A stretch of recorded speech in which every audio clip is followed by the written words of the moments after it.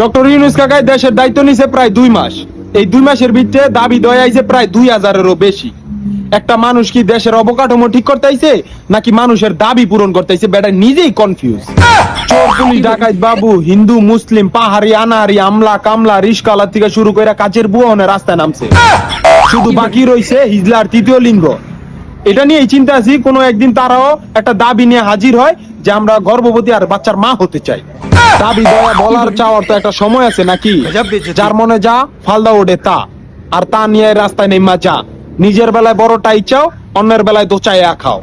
এমনই চলতে থাকলে কোনো একদিন দেখবেন যে বউ জামাই ঝগড়া লাগছে, সমাধানের জন্য রাস্তা নেমেছে গা।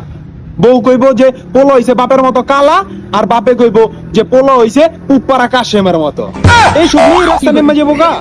মালে আসেন মাল লন, নাইলে আগে বাড়ায় তেল লন। এমন একটা দেশে থাকি বিশ্বাস করেন আর না করেন, এই দেশে সব সম্ভব।